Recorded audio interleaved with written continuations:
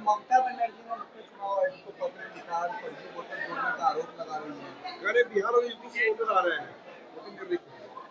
ममता बनर्जी जी ने पिछले 15 साल में फर्जी आधार पर ही वोट जुगाड़ के अपनी सरकार बनवाई और लोकसभा और विधानसभा के चुनाव में वोट लेने का काम किया।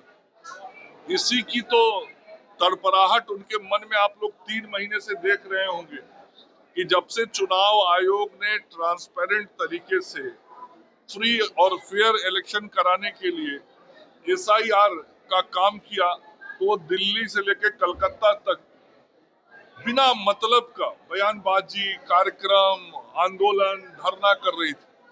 कहीं उनको कोई समर्थन नहीं मिला। कलकत्ता में धरने पर बैठी थी, कोई आदमी नहीं जाता था उनके धरने में। पोजीशन है बंगाल में बीजेपी की बात करें, कोई व्यक्ति उनके धरने में नहीं जाता था और एक भी किसी व्यक्ति या संस्था ने आज तक SIR के संदर्भ में कोई विरोध में बयान भी नहीं दिया बंगाल में, सिवाय ममता बनर्जी। तो उनको साफ दिख रहा है कि जितना बांग्लादेशी घुसपैठियों को घुसा के उन्होंने वोटर बनाया था, उसका नाम डिलीट हो गया, उनका वोटर हट गया, उनकी सत्ता जाने वाली है, तो अनाप शनाप बयान दे रहे हैं। बंगाल की जो स्थिति है वो बहुत साफ है। बंगाल की जनता विकास चाहती है। 15 वर्षों के शासन में ममता बनर्जी जी ने पश्चिम बंगाल को पूरी तरीके से भ्रष्टाचार में ढकेलने का काम किया। एक भ्रष्ट सरकार ने वहां की सारी आर्थिक व्यवस्थाओं को तहस नहस कर दिया। कोई नया रोजगार नहीं मिल रहा युवाओं को, कोई नए उद्योग नहीं खुल रहे हैं। वहां पे जो नौकरियां दी गई उसमें भारी भ्रष्टाचार हुआ और सुप्रीम कोर्ट तक शिक्षक भर्ती घोटाले के बाद जो सारी परिस्थिति बनी उसे पूरे देश ने देखा है। तो ना तो नौकरी मिली, ना उद्योग मिला, ना नया रोजगार मिल रहा है और आज पश्चिम बंगाल के युवा पलायन करने को मजबूर हो गए। वही हालत पश्चिम बंगाल की हो गई है जो बिहार में कभी लालू प्रसाद जी के समय में हुआ करता था।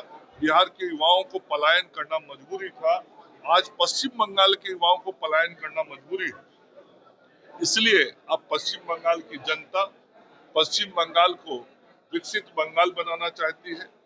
पश्चिम बंगाल में डबल इंजन का सरकार चाहती है। जो सरकार दिल्ली में वही सरकार कलकत्ता में, ताकि दोनों सरकारें मिलके पश्चिम बंगाल को आगे ले जाएं। इसलिए नरेंद्र मोदी को पश्चिम बंगाल की जनता ने अपना समर्थन देने का मन बना लिया। अभिषेक बनर्जी भी जिस तरह की सवाल उठाए जाते हैं, सरकार क्या कार्रवाई करेगी?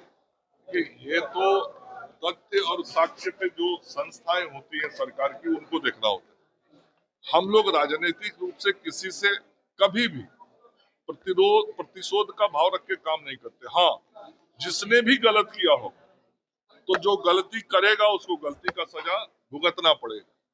लेकिन आज का विषय ये है कि प्रत्यक्ष रूप से दिख रहा है कि 15 वर्षों में TMC के शासन में कलकत्ता से लेके पश्चिम बंगाल के हर प्रखंड में लूट और भ्रष्टाचार का राज स्थापित है। अपराधियों का तांडव है। पुलिस अधिकारियों को इस तरीके से ममता बनर्जी ने वहां पे मजबूर कर दिया है कि वो TMC के वर्कर की तरह काम करते हैं। पश्चिम बंगाल में पूरा तंत्र, जो सरकार का तंत्र है, वो TMC का तंत्र बना रहे, इसका कोशिश वो कर रही है। हालांकि इसमें सफलता नहीं मिलेगी। पश्चिम बंगाल के पुलिस के लोग हों या पश्चिम बंगाल के अन्य सरकारी कर्मचारी हों, आज सबको मालूम है कि भारतीय जनता पार्टी की सरकार आएगी तो हमको 7th पे कमीशन का पैसा मिलेगा और ममता बनर्जी की सरकार रहेगी तो हमको 7th पे कमीशन का पैसा कभी नहीं मिलेगा, क्योंकि ममता बनर्जी की सरकार अपने ही कर्मचारियों के खिलाफ सुप्रीम कोर्ट तक चली जाती है। इसलिए आज वहां का जो पुलिस है, कर्मचारी है, वो सब भी विकास के साथ जुड़ के नरेंद्र मोदी जी को अपना नेतृत्व देने का मन बना लिया है।